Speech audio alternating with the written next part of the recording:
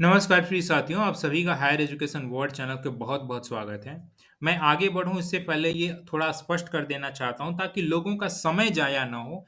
इस वीडियो को किन्हें देखना चाहिए? तो खासकर उन्हें देखना चाहिए जो असिस्टेंट प्रोफ़ेसर के एप्लीकेंट हैं, अभी बिहार असिस्टेंट प्रोफ़ेसर के अभ्यर्थी हैं, उन्होंने फॉर्म अप्लाई किया है। या फिर जो आने वाले भविष्य में देखना चाहते हैं कि बिहार में वैकेंसी कितनी है या कब आएगी या नहीं आएगी या फिर क्या है बिहार में असिस्टेंट प्रोफ़ेसर का भविष्य? या फिर ऐसे भी अभ्यर्थी जो अतिथि शिक्षक हैं और वो चाहते हैं कि कम से कम उनका परमानेंट हो जाए उनकी जो पद है उनको परमानेंट कर दिया जाए, वो भी इस वीडियो पर अंत तक बने रहेंगे। आज सभी के पहलुओं पर डिस्कस होगा, सभी के पहलुओं पर चर्चा करेंगे। लेकिन आपको इसकी एक ही शर्त है कि वीडियो पर अंत तक बने रहेंगे, तभी सभी पहलू को आप स्पष्ट रूप से समझ पाएँगे। मैं पूरी कोशिश करूँगा कि आपको कहीं भी किसी तरह से इस वीडियो को बहुत ज़्यादा वज़नी ना बनाऊँ, वैग्यू ना बनाऊँ ताकि आपको चीज़ें स्पष्ट ना समझ आएँ। चलिए वीडियो पे आगे बढ़ते हैं। आगे बढ़ने से पहले जो नए व्यूअर्स हैं ख़ासकर मुझे ये नहीं पता चलता है कि मैं जो कंटेंट बना रहा हूँ आपको वो पसंद भी आता है कि नहीं, इसलिए मेरे लिए कम से कम वीडियो को लाइक कर दिया करें और अपने लिए सब्सक्राइब कर दिया करें ताकि आपको समय पे सूचनाएँ उपलब्ध होती रहें और मानवता के नाते आप इसे शेयर कर दें ताकि सूचनाएँ केवल आप तक ही सीमित ना रहें, अन्य लोग भी इससे लाभान्वित होते रहें। देखिए, आज मैं जो मुख्य मुद्दा पहली शुरुआत जो करता हूँ, असिस्टेंट प्रोफ़ेसर की जो नोटिस आई थी, असिस्टेंट प्रोफ़ेसर के रिगार्डिंग जो 23 नवंबर को आई थी, ये मुख्यतः नोटिस क्या थी? अभी आपको अवगत हैं कि वैकेंसी रुकी हुई थी। बिहार में जो असिस्टेंट प्रोफ़ेसर की चल रही थी, माननीय न्यायालय के आदेश के अनुसार रुकी हुई थी। तो इसमें कुछ रोस्टर रिवीजन करने की बात कही गई थी। रिज़र्वेशन पॉलिसी को अकॉर्डिंग टू नॉर्म्स जो सीटों का आंकड़ा था, वो एग्ज़ैक्ट नहीं आ रहा था। तो उस पर कुछ इन्होंने रिवाइज़ किया, किसने? उच्च शिक्षा विभाग ने, गवर्नमेंट ने मिलकर के उस पे रिवाइज़ किया, विश्वविद्यालय के रजिस्ट्रार और अन्य पदाधिकारियों ने मिलकर रिवाइज़ किया। इसके बाद इन्होंने पूर्णतः 23/11/2023 को एक नोटिस यहाँ पे जारी होता है। ये अलग बात है कि अभी भी नोटिस जारी हो जाने का तात्पर्य ये नहीं है कि तुरंत ही वैकेंसी की प्रक्रिया जो रुकी हुई थी शुरू हो जाएगी। अब ये माननीय न्यायालय के आदेश का इंतज़ार करेंगे, उस पे भी बात करेंगे कब आदेश आ रहा है। तो देखिए नोटिस में ऐसा बहुत महत्वपूर्ण चीज़ निकल के आया है। इस नोटिस पे चलने के लिए आपके जो कमेंट है मैं उस कमेंट के सहारे इस नोटिस पे चलूँगा क्योंकि आपने बहुत सारे रिलेवेंट प्रश्न यहाँ पे पूछे हैं यूट्यूब चैनल पे। तो आप कमेंट भी ज़रूर किया करें ताकि आपके रिलेवेंट प्रश्न को मैं जानूँ तो आप क्या जानना चाहते हैं, क्या सुनना चाहते हैं। चलिए आपके कमेंट के माध्यम से मैं नोटिस सेक्शन पे चलूँगा। प्रियदर्शनी जी कह रही हैं thank you for important information. Welcome Priyadarshini ji. Nirbhaya Kumar payment permanent permanent करवाएँ सर। आई थिंक आप गेस्ट टीचर हैं, आपके लिए भी ये वीडियो बहुत रिलेवेंट है। परमानेंट होने का सॉल्यूशन मैं आज बताने वाला हूँ कि कैसे परमानेंट हो सकता है अगर नहीं भी होने की संभावना है फिर भी। चलिए पहला रेलेवेंट प्रश्न आ रहा है आयुष चौधरी जी का। इन्होंने क्या कहा कि साइकोलॉजी में जनरल ईडब्ल्यूएस के सीट कम कर दिए गए हैं। I do not know why, समझ में नहीं आता किस बेसिस पर ये सब हो रहा है। इसी तरह ज्योग्राफी विषय के भी अभ्यर्थी का यही कहना है कि from 33 post it has reduced to 12 post for male under SC category in revised roster. ये देखिए यही कह रहे हैं कि ज्योग्राफी के विषय में भी इसी तरह हुआ है कि 12 पोस्ट जो है मेल का एससी कैटेगरी का रिवाइज कर दिया गया है। ठीक है? 33 पोस्ट हैं जो कि अब रिवाइज करके 12 पोस्ट कर दिए गए हैं। तो ये कैसे हो रहा है, क्या हो रहा है? देखिए अगला इनका है वाइल्ड वर्ल्ड वाइड का क्या कहना है कि अनेक विषयों में अनरिजर्व में महिला क्षैतिज आरक्षण 35% से अधिक दिख रहा है। इसका क्या कारण है? कृपया स्पष्ट किया जाए सर। मैं सभी प्रश्नों को ले लेता हूँ, इसके बाद एक ही बार में सभी के उत्तर देता हूँ क्योंकि आप सभी के प्रश्न लगभग एक जैसे हैं। बेट का एग्ज़ाम कब तक होगा सर? चलिए इस पे भी आखिर में बात करेंगे कब तक होगा। मेरी मजबूरी है आखिर कहना, आपको समझ आएगा कि मैंने आखिर में ये क्यों कहा। सर साइकोलॉजी में बीसी का कितना सीट है? पूर्णिमा पोद्दार जी मैं आपको बताता हूँ कितना सीट है। ये देखिए क्या कह रहे हैं यूज़र सर साइकोलॉजी का इंटरव्यू का रिज़ल्ट आएगा क्या? या फिर से इंटरव्यू होगा? साइकोलॉजी से बहुत सारे अभ्यर्थियों के प्रश्न हैं। अगला है कि जब इस बेंच में ऑर्डर दिया है, सब्जेक्ट पर अप्लाई करने को कहा है। देखिए अगला क्या कह रहा है कि कोर्ट का अप्रूवल कब तक आने की संभावना है? चलिए आप सभी के प्रश्न लगभग मैं समझ चुका हूँ, आप सभी के एक ही तरह के लगभग प्रश्न हैं। देखिए न्यू एप्लीकेंट भी अप्लाई कर सकते हैं क्या? आज़ाद जी का कहना है जी नहीं, अभी न्यू एप्लीकेंट अप्लाई नहीं कर सकते हैं, लेकिन न्यू एप्लीकेंट के लिए वैकेंसी कब आएगी और किन शर्तों के आधार पे आएगी, इसके लिए आप आज जुड़े रहें। आपके लिए भी महत्वपूर्ण है ये वीडियो। हिंदी वालों का साथ गलत हुआ है, ये किसका कहना है? साक्षी श्री राय जी का। जी हाँ, मैं समझ पा रहा हूँ आप इसलिए कह रहे हैं हिंदी वालों का गलत हुआ है क्योंकि हिंदी वालों का रिवाइज़ रोस्टर में जिन-जिन विषयों का रिज़ल्ट प्रकाशित किया जा चुका है, रिवाइज़ रोस्टर में उन-उन विषयों के रिवीजन की या फिर रिवाइज़ यहाँ पे नहीं किया गया है। जबकि अगर सच मायनों में कहा जाए तो पूर्व का जो ऑर्डर था, उस ऑर्डर में ऐसा नहीं कहा गया था कि जिसका-जिसका रिज़ल्ट प्रकाशित हुआ है, उसका रिवाइज़ लिस्ट नहीं तैयार होगा। उसके भी रिवाइज़ लिस्ट तैयार करने की बात कही गई थी और उसमें ये कहा गया था कि हाँ, जिनका रिज़ल्ट प्रकाशित हो चुका है, जॉइनिंग हो चुकी है, उनको छेड़छाड़ नहीं किया जाएगा। वो एज़ इट इज़ बने रहेंगे, लेकिन उसमें भी रिवाइज़ करने की बात कही गई थी। उसमें भी सीटों का आंकड़ा अच्छे से निकालने के लिए कहा गया था। और उसके बाद अगर कुछ घटती या बढ़ती सीटें तो फिर उसके अकॉर्डिंग इनको एक्शन लेना था। लेकिन ये सही है कि इन्होंने जो जिन-जिन विषयों का रिज़ल्ट प्रकाशित हो चुका है, उसमें किसी प्रकार का एक्सरसाइज़ इन्होंने नहीं किया। ये बिल्कुल आपका सही है, मैं आपके दर्द को समझ सकता हूँ। तो जी जी हाँ, हिंदी तथा अन्य ऐसे विषय जिनके संग ऐसा नहीं किया गया है ये तो ज़रूर गंभीर बात है। चलिए आप सभी के प्रश्नों के उत्तर अब एक ही बार में दे देते हैं। देखिए, पहली बात आप समझे कि 23/11 का जो नोटिस आया है, मैंने स्पष्ट कहा कि 27 सब्जेक्ट जो ऑलरेडी कंप्लीट हो चुके हैं, उसका यहाँ पे लिस्ट में नहीं है। और यहाँ पे एक चीज़ पहले दूसरी बार फिर से रिपीट कर दे रहा हूँ कि ये देखिए, किसी प्रकार का फ्रेश एप्लीकेशन ये नहीं ले रहे हैं, ठीक है? जो पुराने लिए हैं, बस उन्हीं के लिए है, ये अभी ये वाला नोटिस। अगला क्या कह रहा है कि the commission shell carry out further action the appointment of assistant professor ये कह रहे हैं कि जो असिस्टेंट प्रोफेसर की जो अभी नियुक्ति हो रही है, इसमें अपॉइंटमेंट के बाद अगर revise roster wise and university only order passed by the honourable ये कह रहे हैं कि हम आगे की प्रक्रिया तब शुरू करेंगे जब ऑनरेबल हाई कोर्ट द्वारा ऑर्डर आ जाएगा। 5वां देखिए महत्वपूर्ण ये है कि vacancy left 27 subject whose recommendation have been sent to the education department government of Bihar action shall be taken separately as per the order of honourable high court Patna in the above mentioned matter. ये कह रहे हैं कि अगर कोई vacancy देखिए यहाँ पे लेफ्ट रह जाती है किसमें इन 27 विषयों के चयन करने के बाद भी अगर इन 27 विषयों में किसी प्रकार की वैकेंसी लेफ्ट रह जाती है तो ये फिर एजुकेशन डिपार्टमेंट को भेज देंगे रिकमेंडेशन के साथ और जो ऑनरेबल हाई कोर्ट का ऑर्डर आएगा और जो सरकार आदेश लेगी निर्णय एजुकेशन डिपार्टमेंट निर्णय लेगा उस पर आगे से एक्शन लिया जाएगा। फिलहाल यही 5 नोटिस हैं। अब मुख्य मुद्दे पे आते हैं। आपका ये कहना है कि आपके आपके विषय में अलग-अलग भिन्न-भिन्न विषयों में सीटें कम कैसे हुई हैं? ठीक है? देखिए, हम पहला सब्जेक्ट यहाँ पे बंगाली विषय ले लेते हैं। पहला ही नोटिस में बंगाली है। आप एक चीज़ समझें, पहली बात तो ये देखिए बैकलॉग इन्होंने बाइफरकेट कर दिया। माननीय न्यायालय का यही आपत्ति था कि आपने बैकलॉग अलग से नहीं बताया, तो ये पता नहीं चल रहा है कि रेगुलर वैकेंसी कितनी है। इसलिए रिज़र्वेशन पॉलिसी अच्छे से लोग बैठा नहीं पा रहे हैं, बना नहीं पा रहे हैं कि कितना-कितना प्रतिशत कितने में हम जोड़ें और घटाएँ। तो यहाँ पर पहली बात तो ये देखिए बैकलॉग जो है अलग से आप टोटल निकाल दीजिए। बंगाली विषय में अगर टोटल हम सीट कुल कितनी कहें तो देखिए टोटल सीट की संख्या यहाँ पे आप देख पा रहे हैं 33 है।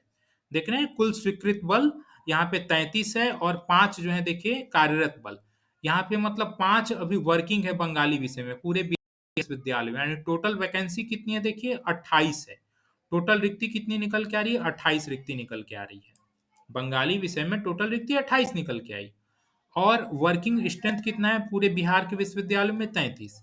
अब इस 33 में देखिए 28 में देखिए ये 3 जो है, ये 3 जो आप नंबर ऑफ सीट्स देख रहे हैं, ये किसका है? बैकलॉग का है। यानी 3 अलग से बैकलॉग निकाल दीजिए। अब बैकलॉग निकालने के बाद टोटल रेगुलर वैकेंसी कितनी बचती है? 25। मैं मात्र एक एग्ज़ाम्पल दे रहा हूँ, इसी के अकॉर्डिंग आप अपने-अपने विषय में देखिएगा, जोड़िएगा। कहीं से कोई अंतर नहीं नज़र आएगा। आपके जोड़ने और घटाने में गलती हो रही है, ठीक है? आप देखिए, कुल रिक्ति कितनी निकल के आई बंगाली में 25। अब हम यहाँ पे लास्ट वाला ही ले लेते हैं, सपोज़ दैट जिसका सबसे ज़्यादा गड़बड़ लग रहा है, ठीक है?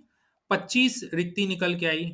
ईडब्ल्यूएस कैटेगरी में कितना होना चाहिए? 10% ये रहा ईडब्ल्यूएस कैटेगरी। ईडब्ल्यूएस में अगर हम ठीक नीचे आते हैं ईडब्ल्यूएस में तो देखिए कितनी सीटें हैं?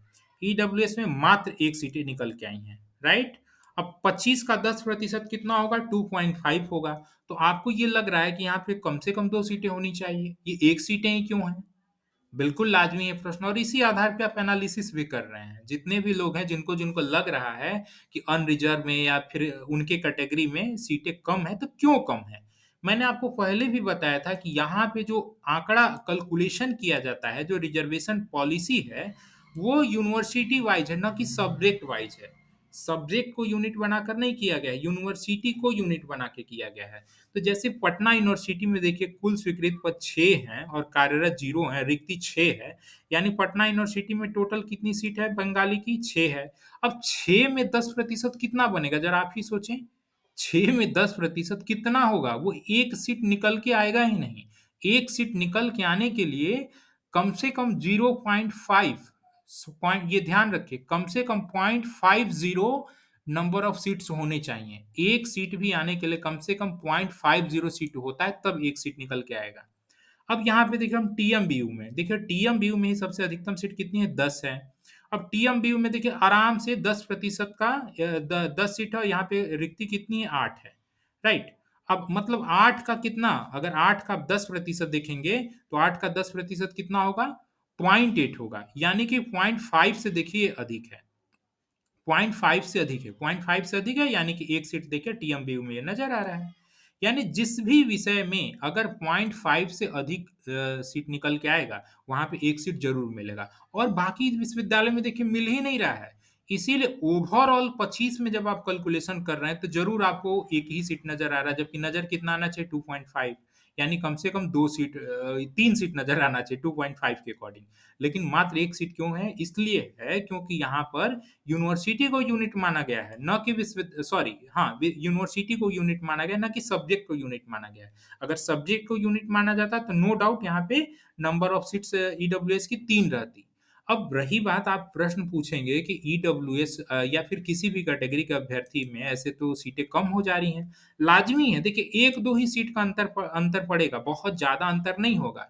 बाकी तो कई-कई विषयों में मैंने देखा एकदम इक्वल-इक्वल, जो बड़े-बड़े विषय हैं उसमें डेटा एकदम इक्वल मैचिंग कर रहा है। लेकिन कुछ-कुछ विषयों में जैसा कि मैंने बताया कि यूनिवर्सिटी वाइज़ चूँकि शॉर्टलिस्ट यहाँ पे तैयार किया गया है, इसलिए थोड़ा-बहुत अंतर नज़र आ सकता है कुछ-कुछ विषयों में, राइट? बाकी आप देखेंगे तो एकदम एग्ज़ैक्ट आंकड़ा निकल के आएगा। किसी भी विषय में आप जोड़ करके अपना देखें। विश्वविद्यालय वाइज़ देखें कि क्या विश्वविद्यालय वाइज़ कहीं गड़बड़ है? 10% मिलना चाहिए ईडब्ल्यूएस को, अनरिज़र्व को मिलना चाहिए 40%। तो क्या 40% उस, जैसे सपोज़ दैट ये मैथिली विषय है। अब मैथिली विषय में देखिए यहाँ पे रिक्ति तो पहले किसमें रिक्ति है? सपोज़ दैट यहाँ देखिए बीएनएमयू में 18 रिक्तियाँ हैं।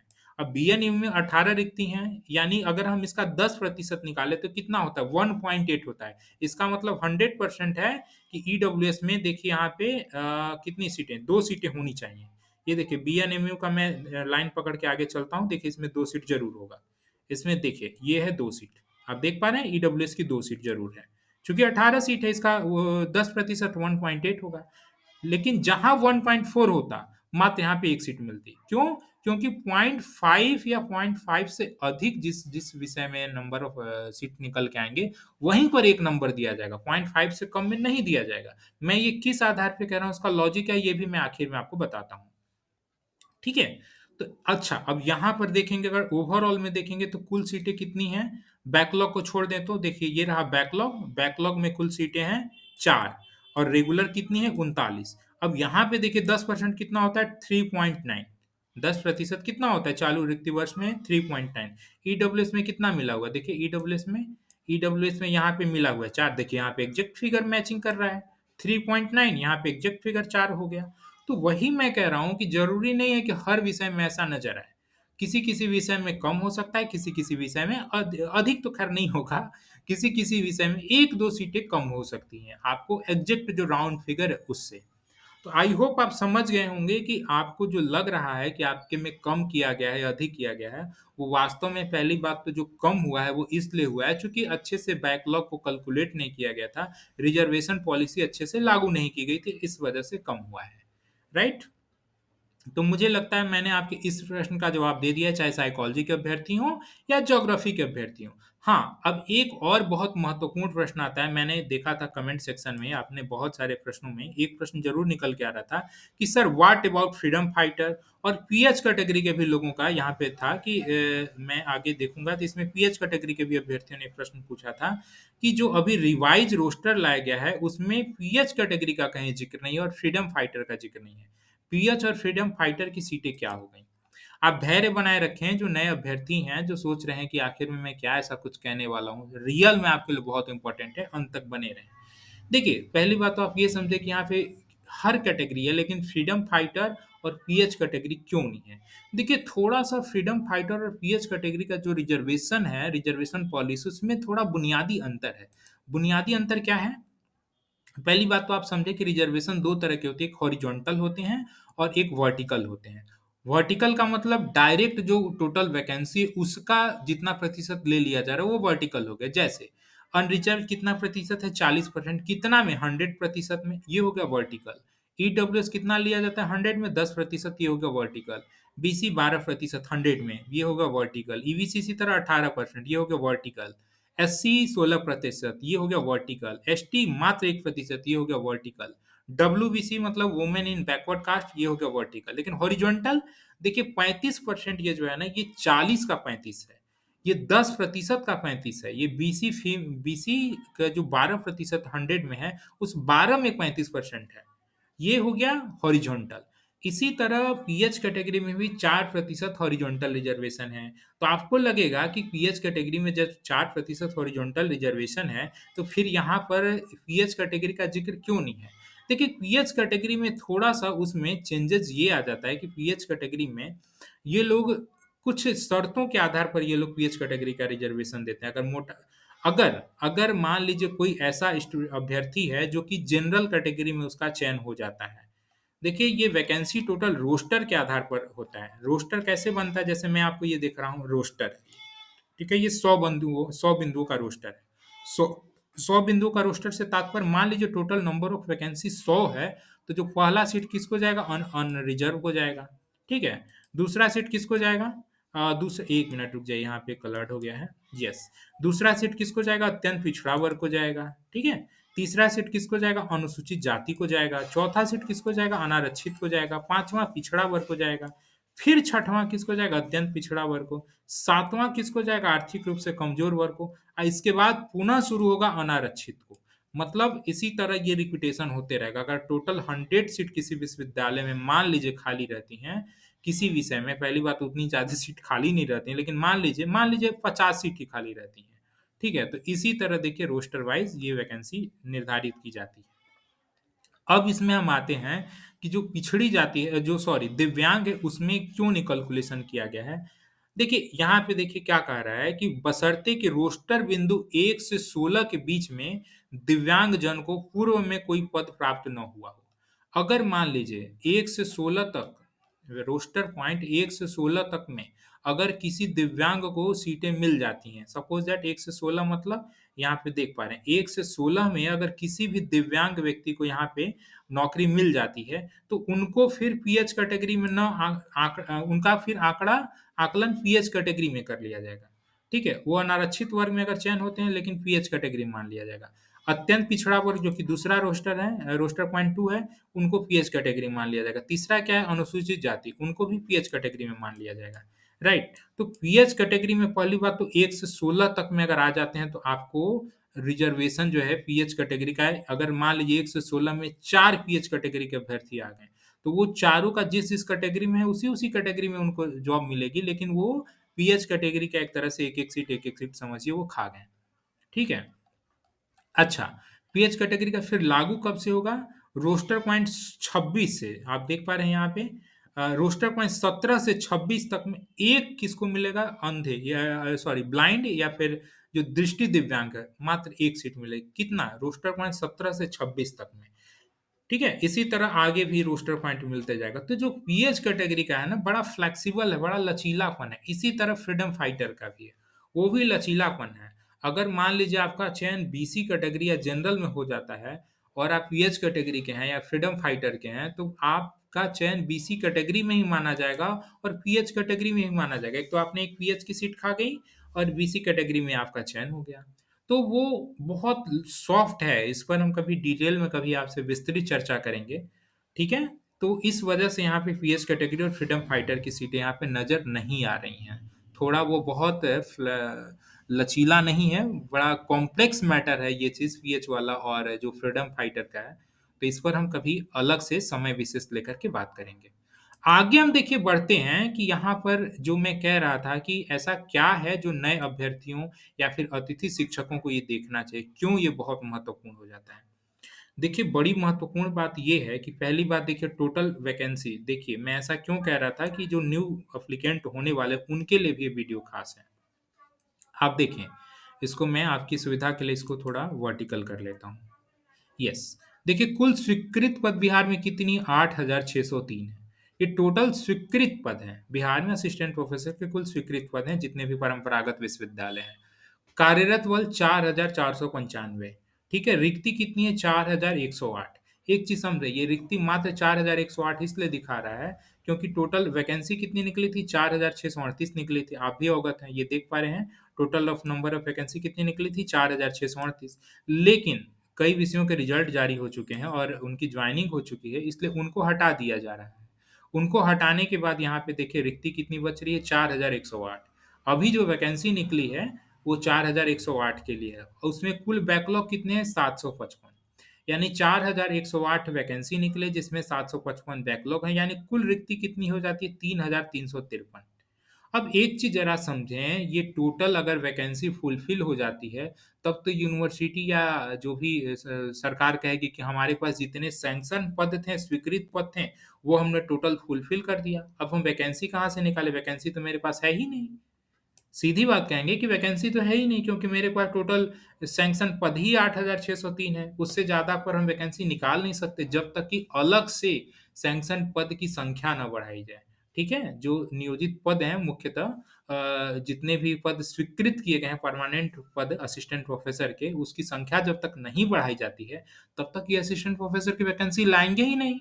क्यों लाएँगे? कहेंगे कि मेरे पास तो total number of vacancy fulfil हो जा रही है, इस वैकेंसी के बाद से। इसलिए जो अतिथि शिक्षक हों वो या फिर जो न्यू एप्लीकेंट हो वो, आप सभी की ये नैतिक ज़िम्मेवारी बनती है। जैसे बहुत सारे अतिथि शिक्षकों का मैंने लेटर देखा था, नोटिस देखा था कि वो राजभवन में जैसे ये अभी जो सबसे ज़्यादा इस कोर्ट केस के चर्चा में है, बातचीत की चर्चा में मैंने देखिए नाम भूला हूँ, जितने भी पिटिशनर हैं, चाहे राजेश कुमार चौधरी जी हों या फिर अन्य जितने हैं पिटिशनर, मैं अभी प्रमुख पिटिशनर का नाम ही भूल रहा हूँ। तो जितने भी अतिथि शिक्षक हैं या प्रमुख पिटिशनर हैं, जो लोग ये केस कर रहे हैं या फिर सरकार से गुहार लगा रहे हैं कि परमानेंट वैकेंसी आए सॉरी उन्हें अतिथि शिक्षक के रूप में परमानेंट कर दिया जाए अकॉर्डिंग टू नॉर्म्स ही उनका चयन हुआ है। तो देखिए ये परमानेंट तब तो आपको करेंगे ना जब ये नंबर स्वीकृत पद की संख्या बढ़ाएँगे। स्वीकृत पद की संख्या जब बढ़ाएँगे ही नहीं सैंक्शन पद तो परमानेंट वैकेंसी नेक्स्ट ना आएगी, ना ही आपका परमानेंट होगा। इसलिए जितने भी लोग हैं, मेरी आवाज़ को सुन रहे हैं, आप सभी की नैतिक ज़िम्मेवारी बनती है कि राजभवन में लेटर लिखें, राजभवन में नीतीश कुमार को लेटर लिखें, शिक्षा विभाग को लेटर लिखें। ये देखिए, ये इसलिए नहीं बढ़ाना ज़रूरी है क्योंकि आप बेरोज़गार हैं, इसलिए नहीं ज़रूरी है क्योंकि आप एप्लीकेंट हैं, आपको वैकेंसी नहीं मिल रही है। ये इसलिए ज़रूरी है क्योंकि ये 8,603 जो सैंक्शन पद हैं, ये तब स्वीकृत हुए थे जब बिहार में छात्रों की संख्या बहुत कम थी। आज छात्रों की संख्या में बेतहाशा बढ़ोतरी हो गई है। आज जिस जिस संख्या के आधार पे सैंक्शन किए गए थे, उसके 10 गुना अभ्यर्थी आज हो स्टूडेंट हो चुके हैं। लेकिन इसके बावजूद भी सीटों की संख्या ऐज़ इट इज़ है। तो जब तक ये शिक्षकों की संख्या नहीं बढ़ाई जाएगी, कहाँ से गुणवत्ता में सुधार होगा? एक शिक्षक 400-500 बच्चों को कैसे हैंडल कर सकता है? आप जाके विश्वविद्यालयों में, कॉलेजों में हाल देखिए शिक्षा का, क्या स्तर है? बहुत सारे बच्चे आ रहे हैं और पढ़ाने के लिए शिक्षक मात्र 2 हैं, 3 हैं। कुल जितने भी नियुक्ति हो रही है, अगर वो सभी आ जाएँ, फिर भी जो आइडियल मानक है, जो सेंट्रल गवर्नमेंट के द्वारा एक मानक तय है, निर्धारित है कि कितने बच्चों पर कितने शिक्षक होने चाहिए, उसमें शायद सबसे फीसदी स्थान होगा तो बिहार का होगा। चूँकि सैंक्शन पद ही बहुत लंबे समय से नहीं की गई है, सैंक्शन पद की संख्या बढ़ाई नहीं गई है। इसलिए जितने भी अतिथि शिक्षक हैं या एप्लीकेंट मेरी आवाज़ सुन रहे हैं, जो न्यूली पीएचडी कर रहे हैं, पीएचडी होल्डर हो चुके हैं या होने वाले हैं, या जिनका चयन इस नियुक्ति प्रक्रिया में कहीं न कहीं दुर्भाग्यवश नहीं हुआ है, आप सभी की अनैतिक ज़िम्मेवारी बनती है बिहार की गुणवत्ता को सुधारने के लिए, प्लस अपने बेरोज़गारी के स्तर को भी सुधारने के लिए कि आप लोग यह माननीय शिक्षा विभाग राजभवन चूँकि उच्च शिक्षा राजभवन के अधीन है, तो राजभवन और इन सब तक अपना लेटर भेजें, नोटिस भेजें, सूचनाएँ भेजें कि यह इसको स्वीकृत पदों की संख्या बढ़ाई जाए क्योंकि यह डिमांड है, यह ज़रूरी है, आप सभी के लिए भी और शिक्षा व्यवस्था सुधारने के लिए भी। तो मुझे उम्मीद है कि आप समझ रहे होंगे कि आने वाले भविष्य में अगर जो ये सोच रहे हैं कि वैकेंसी आने वाली है, तो ये तभी शायद आ पाएगी जब स्वीकृत पद की संख्या बढ़ाई जाएगी। और एक अभ्यर्थी का ये प्रश्न था कि बेट बेट कब होगा? देखिए बेट भी आपका अगर हो ही जाता है तो उसका क्या फ़ायदा? आपके यहाँ अगर राज्य में वैकेंसी ही नहीं आती है। तो वेट आए या ना आए इससे ज़्यादा ज़रूरी है कि स्वीकृत पदों की संख्या बढ़ाना, ठीक है? देखिए ये निस प्रकाश जी का भी कहना है कि बेट कब तक होगा? हिंदी सब्जेक्ट से एमए वालों का कोई चांस? देखिए विदाउट ने पीएचडी आज के समय में तो बहुत मुश्किल है। बैकलॉग में ईडब्ल्यूएस का क्यों नहीं है? बैकलॉग में ईडब्ल्यूएस का इसलिए नहीं है क्योंकि ईडब्ल्यूएस तो रिसेंट में आया है, 2014 से पहले ईडब्ल्यूएस था ही नहीं, 2016 और 18-19 से पहले कहाँ ईडब्ल्यूएस कैटेगरी था? ईडब्ल्यूएस कैटेगरी तो अभी इजाद हुआ है, इसलिए यहाँ पर आपको बैकलॉग नहीं नज़र आ रहा है, ठीक है?